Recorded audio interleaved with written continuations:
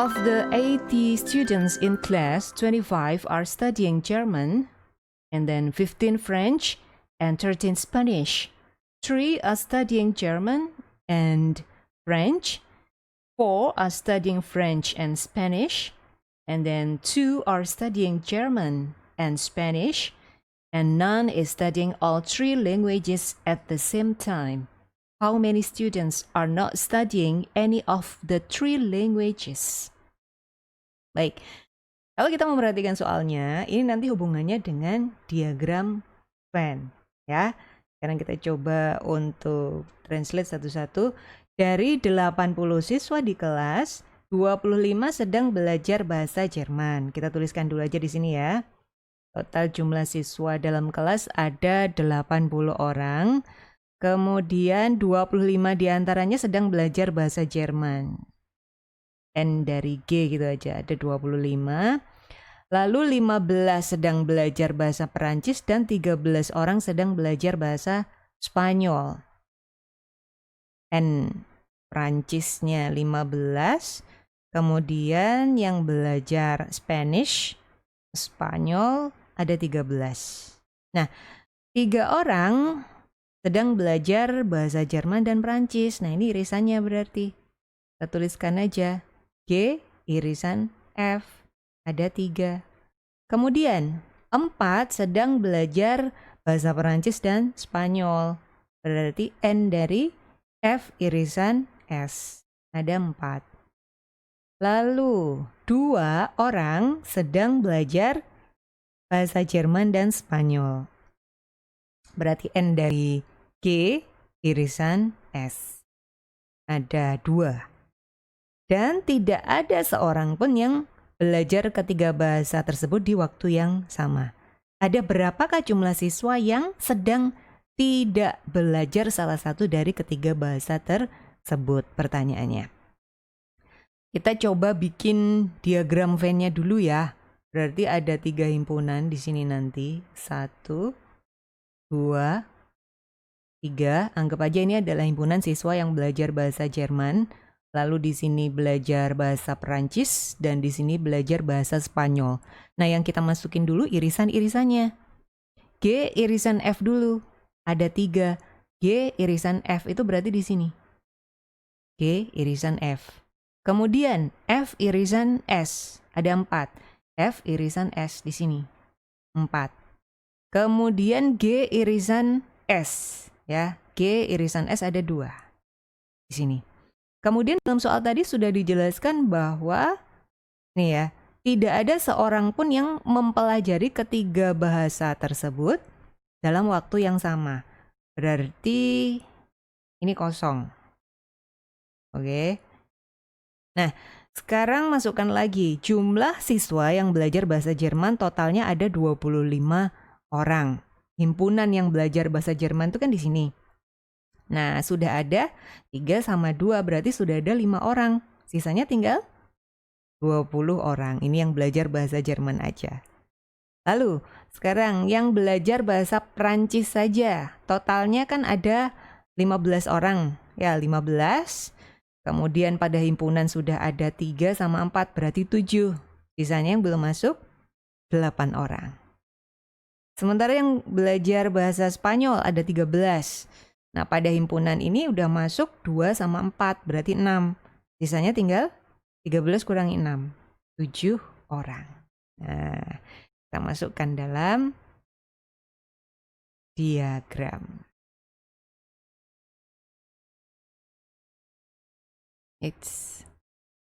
Nah, yang ditanyakan pada soal adalah ada berapa jumlah siswa yang sedang tidak belajar salah satu dari ketiga bahasa tersebut. Berarti ada di sini kan? Ini pertanyaannya. Nah, bagaimana mencari X? Sudah diketahui bahwa jumlah seluruh siswa dalam kelas ada 80 orang, sehingga X sama dengan 80 dikurangi jumlah seluruh siswa yang sedang belajar ini. Kita jumlahkan aja semuanya. 20 ditambah 3 ditambah 8 tambah 2 tambah 4 ditambah 7. Tinggal kita hitung aja hasilnya. Kurangi 20 ditambah ini 10 ya. Berarti 30. Lalu 3 sama 7 itu 10. 10, 10, 20, 40. 40? 44. 80 kurangi 44. 36. Ya, jadi jumlah siswa yang sedang tidak mempelajari ketiga bahasa tersebut ada 36 orang. Ada pada opsi jawaban yang E. Oke. Next. Kita ke soal berikutnya. In the figure below, AB is a diameter of a large circle.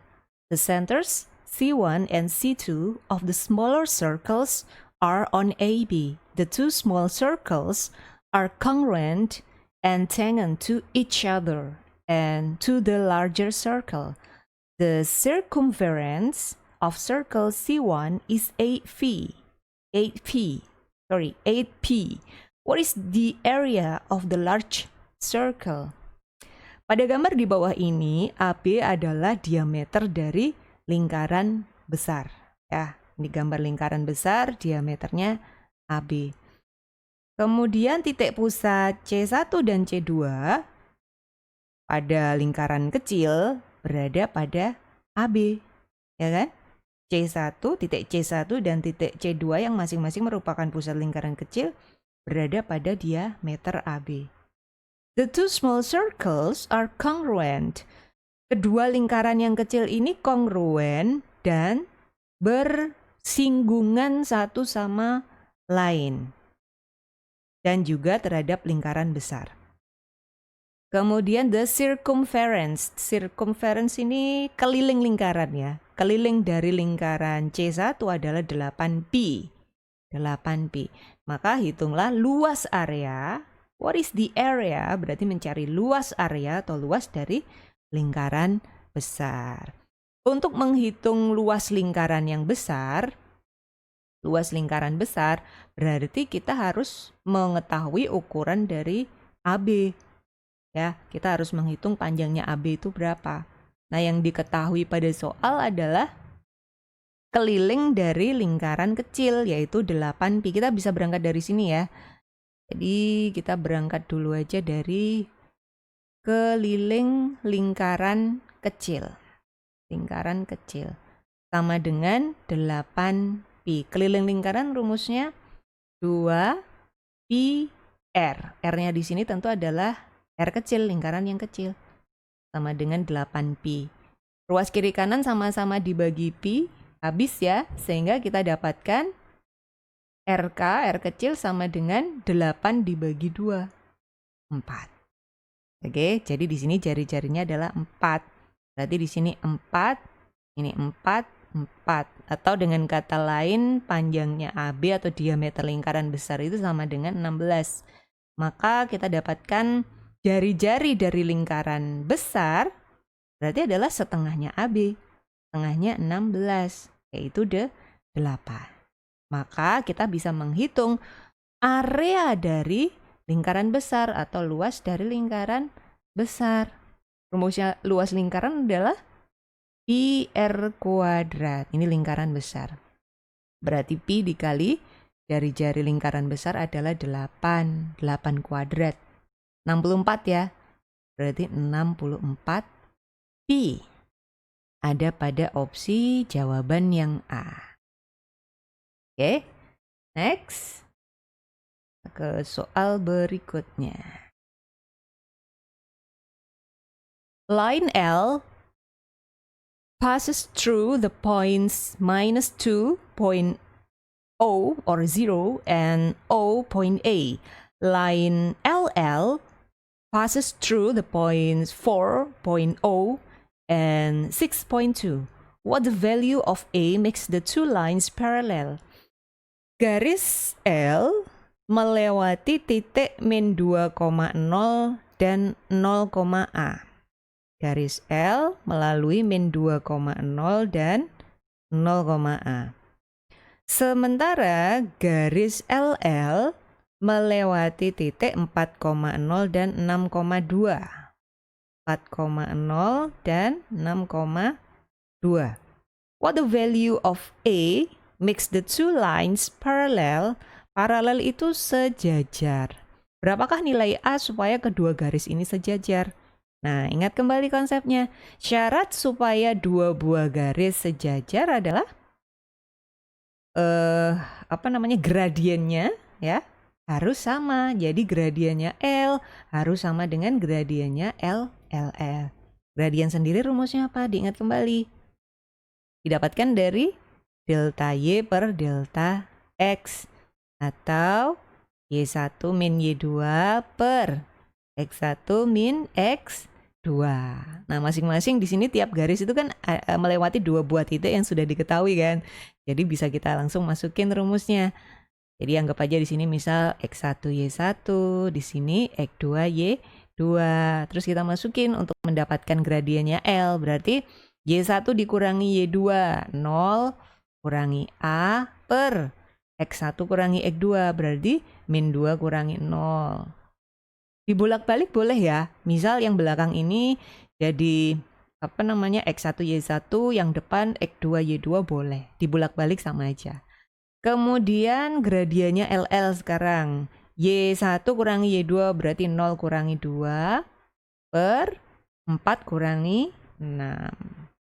0 dikurangi A itu min A per min 2 kurangi 0 itu min 2 sama dengan min 2 per min 2.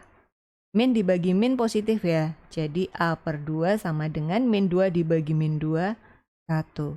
Maka A-nya sama dengan 2. Ada pada opsi jawaban yang C. Oke. Next, soal berikutnya. Round 202 square to the nearest 100. Bulatkan bilangan 202 kuadrat ke ratusan terdekat. Ini tinggal kita kuadratkan dulu. 202 kuadrat berarti 4 ya, 0, 4, kemudian 0, 0, 0, 4, 0, 4. Jumlahkan 4, 0, 8, 0, 4. Ini hasil kuadratnya. 48.804 dibulatkan ke ratusan terdekat. Karena satuannya kurang dari 5 berarti pembulatannya harus ke bawah menjadi 40.800. 40.800 ada pada opsi jawaban yang C. Next, kita ke soal berikutnya. A number of the form 213AB where A and B are digits has a remainder less than 10 when divided by 100. The sum of all the digits in the above number is equal to 13. Find the digit of B. Jadi kita disediakan sebuah bilangan 213 AB di mana A dan B adalah digit bilangan. Kemudian memiliki sisa kurang dari 10 ketika dibagi oleh 100. Lalu jumlah seluruh bilangan ini ya, jumlah seluruh bilangannya adalah 13. Tentukan nilai B. Oke, kita coba menyusun persamaannya dulu. Dari ini dulu aja ya. The sum of all the digits. Jadi jumlah seluruh bilangan 213 AB. 2 tambah 1 tambah 3 tambah A tambah B sama dengan 13. Ini kalau dijumlah berarti 6 tambah A tambah B sama dengan 13. Maka A tambah B sama dengan 13 kurangi 6, 7. Nilai dari A plus B harus sama dengan 7. Nah, sementara keterangan lainnya adalah bilangan 213AB ini, 213AB, jika dibagi 100, itu sisanya harus less than 10, kurang dari 10. kurang dari 10. Oke, sekarang kita akan mencari beberapa kemungkinan. Kita coba cari beberapa kemungkinan ya. Kita masukin dulu. Misal, AB ini kita ganti 00. Jadi 21.300. Gini ya, 21.300. Ini A, ini B-nya. Kalau dibagi 100, hasil baginya adalah 213. Sisanya 0. Ya kan, sisanya 0. Tapi ingat, A dan B itu kalau dijumlah harus 7. Nah, 0 ditambah 0 hasilnya kan 0. Berarti jelas bukan. Ya. Sekarang kita ganti lagi 213. Sisa di sini ya, sisanya itu harus kurang dari 10 ketentuannya. Harus kurang dari 10. 213, misal A-nya 0, B-nya kita ganti 5 coba. Ini kalau kita bagi 100, hasil baginya kan 213, sisanya kan masih 5. Ya kan, sisanya 5. Berarti A-nya 0, B-nya 5. Kalau dijumlah berapa ini? 5. Salah. Jumlahnya harus 7. Nah, sekarang kita ganti lagi. Misal 213, A-nya tetap 0. Ya, sisanya harus kurang dari 10 ya. Terus di sini kita ganti 7 misal.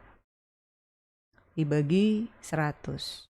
Nah, ini kan hasil baginya 213, sisanya 7. Ya kan? Berarti A-nya 0, B-nya 7. Kalau dijumlah hasilnya tuh 7. Cocok ya berarti. Sehingga find the digit B. Berapakah nilai B di sini? Yaitu 7 yang paling tepat.